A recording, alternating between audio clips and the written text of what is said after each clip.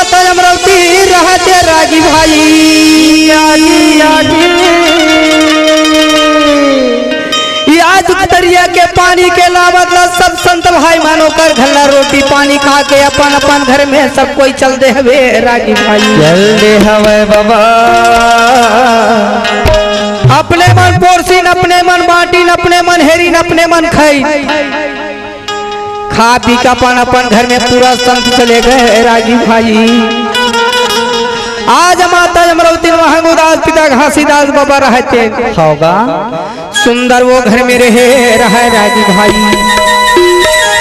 अमरावती माता रहते आज पानी उतार करके बालक सुंदर घासीदास बाबा गोदी में ले करके संतो बेटा घासी ये संसार में दाई दादा मन जन्म लेते अपन अपन बेटी बेटा के माया बहुत हो जाते मुरलाला। सही बात है भैया। आज मैं मन में सोचे रहे मन में आस लगा रहे ये बेटा ला अंगरी पकड़ के रेंगा लेते ये बेटा ला बोले बोले सिखो लेते घर में बहू बेटा के आवाज लमाई रही थी। सही बात है भैया। लेकिन यहाँ तोर पालन पोषण नहीं कर सके घासी तोर दुलार ला पूरा नहीं कर सके नहीं कर सके मोरे हीरा। आधा बीच में तोला धूरा छोड़ के मैं जावा तो घासी कौन तोर दुलार ला पुरोही कौन तोर मान ला पुरोही बेटा कौन तोर पालन करही घासी होगा। माता अमरावती रहते कर दोनों नेत्र ले आंसू के धारा बहावत हवे बाबा। आज माता अमरावती रहते महापुर में संतो भाई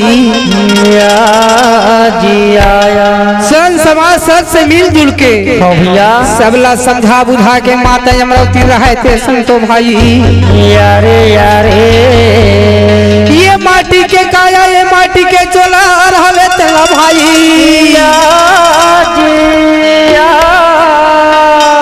या जो माता अमरावती के बात लोहे रागी भाई काली दुआर हम जब हमरो पारी लगे सब ले एक दिन जाना है भैया। ये काया ला छोड़ के सब ये हमसा हवे ते सतलोक हमार लोग बाहर चले रही मोर जाए बताओ यारे यारे उसी प्रकार के माता अमरावती रहते हैं। हाँ बाबा। आज ये माटी के काया ला ये मृत लोक में छोड़ के हंसा रहे तो चले लगे रागी भाई। चले गए बाबा। ये तरफ गिरधपुरी के निवासी संत भाई रहते मन होगा। बाबा महंगूदास पिता रहते आज घर में आज देख तो रागी भाई। याजी माता अमरावती के सुंदर विदाई के तैयारी करत हुए मोदाय ओ महंगूदास बाबा वो माता अमरावती के विदाई किससे करत है बाबा। बोले माता अमरावती की जय मैयाला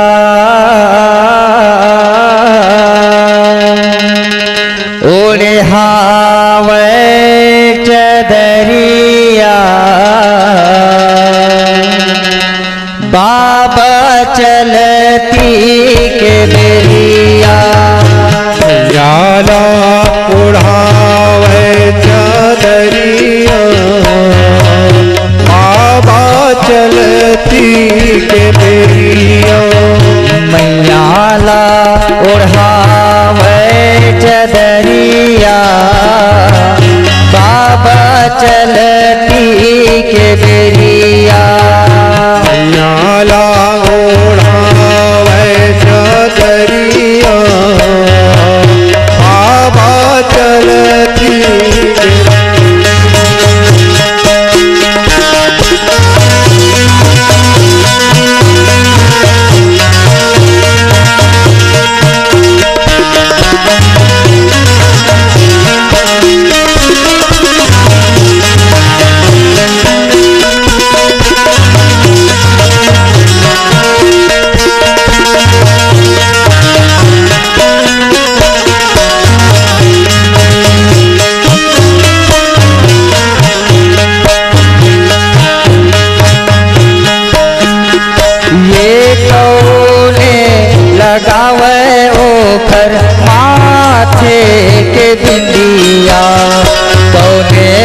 पहिरावे गलमा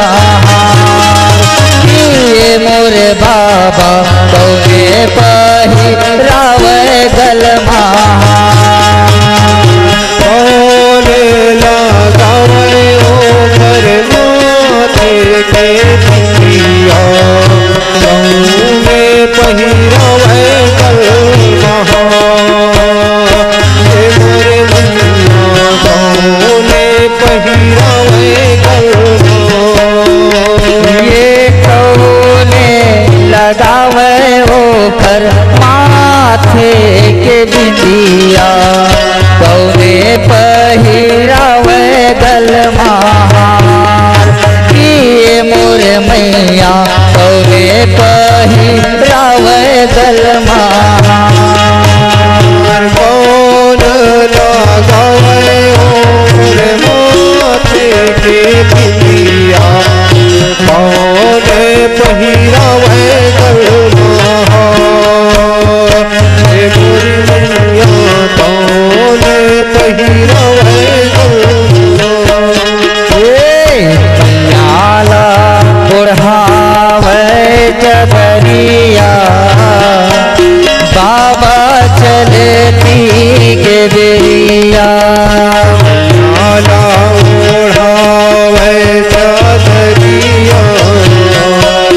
बाबा चलती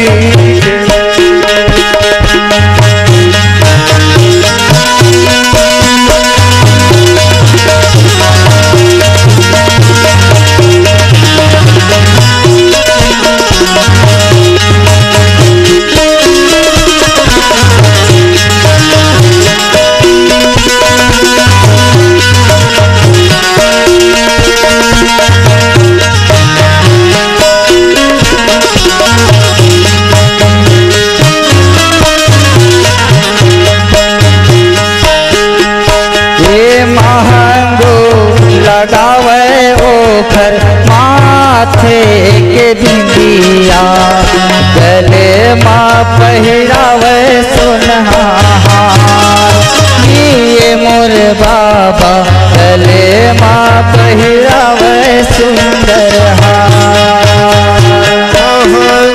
पहिरावे ओकर माथे के बिंदिया गलमा पहिरावे ओकर हे मोरे मैया गलमा पहिरावे ओकर ये महंगो लगावे ओखर माथे के बिंदिया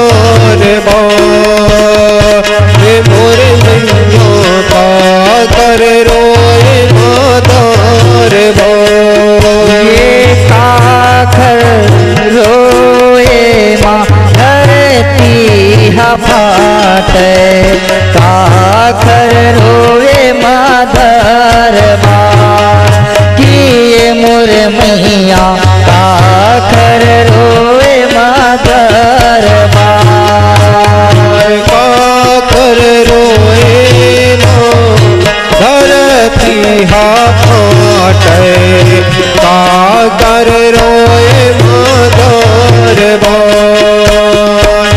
मोर मियो काकर रोए माधर ये महागो के रोए माँ धरती फाटे फांसी के रोवे माँ दरबार किए मोर बाबा फांसी के रोवे माँ दरबार महागु पे रोए माधर फाटे फांसी के रोए माधर मोर मियो फांसी के रोए माधर लाला ओढ़ावे जबरिया बाबा चलती के बेरिया माला ओढ़ावे चदरिया बाबा चलती के बेरिया चलती के बेरिया चलती के बेरिया मैयाला ओढ़े हावे चदरिया बाबा चलती के बेरिया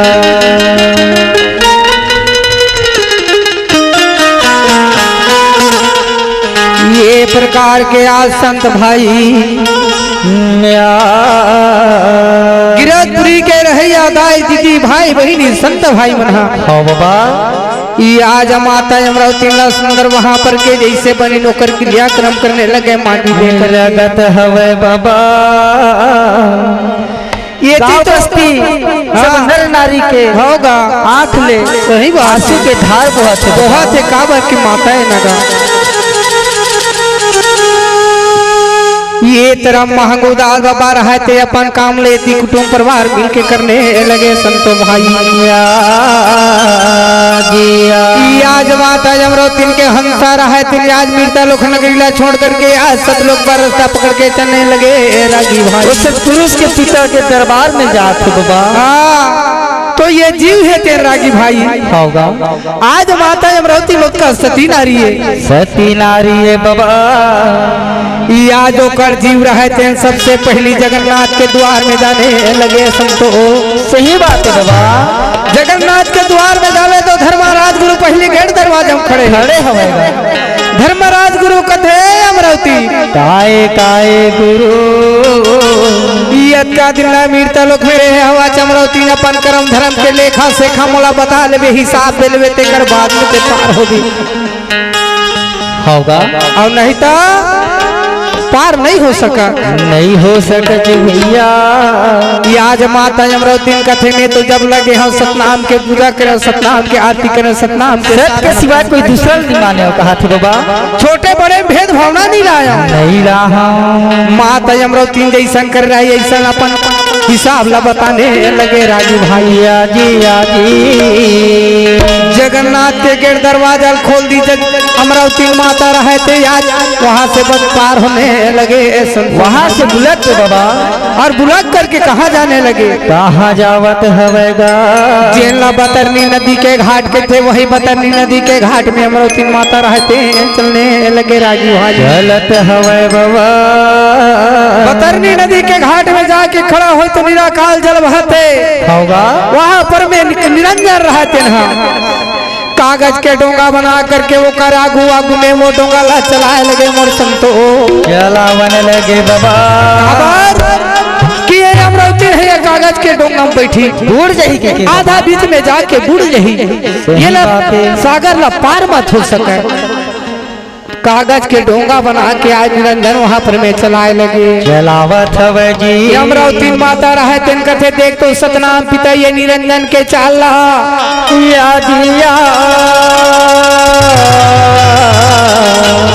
ये कागज के डोंगा में मैं कोनो पार हो पिता नहीं हो सको पिता। दोनों हाथ जोड़ के सतनाम पिता की याद करे, सतनाम पिता की पुकार करे लागी भाई। हे बाबा मोर गोहार ला सुन ले, मोर पुकार ला सुन ले पिता। बोली अमरावती मैया की जय। सुन ले बे पिता मोर बाते ला कहना माना भैया, कैसे अमरावती ना बोलते।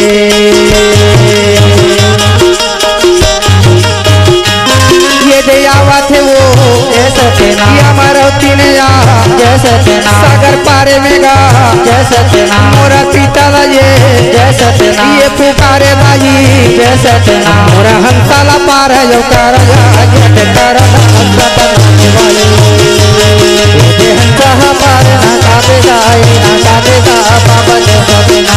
हंसाला पार न कादेगा ये न कादेगा सतनाम भाई।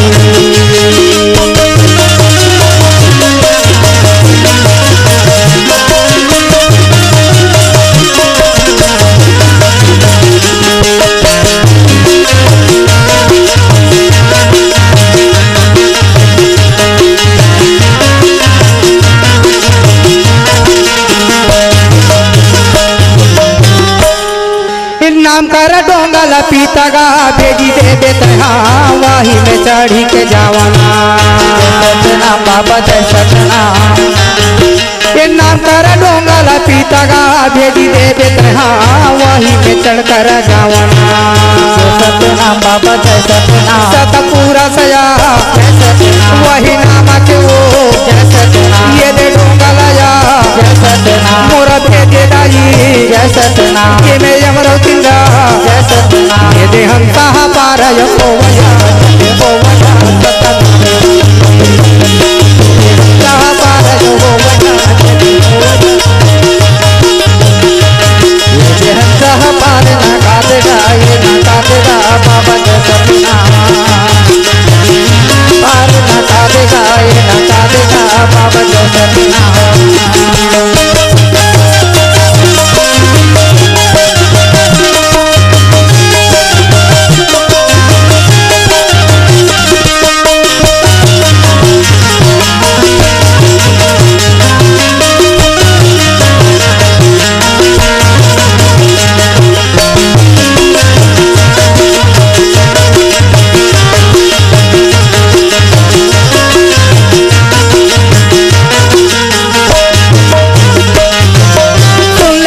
हमर बातेला कहना माना दादा पारा में बातैया लगता। सतनाम बाबा जय सतनाम, गुरु जय सतनाम, ये सुन ले बेटी हमर बातेला पैया लगा दादा पारा में बातैया लगता।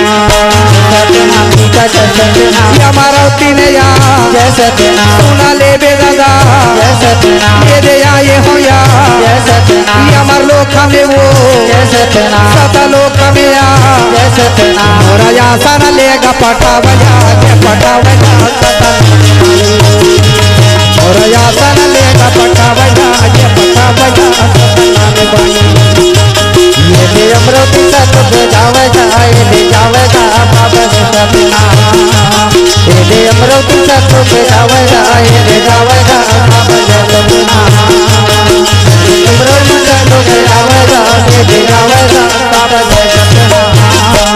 बोले सतनाम बाबा की, अमरावती मैया की, अमर लोक सतलोक की, संत समाज की।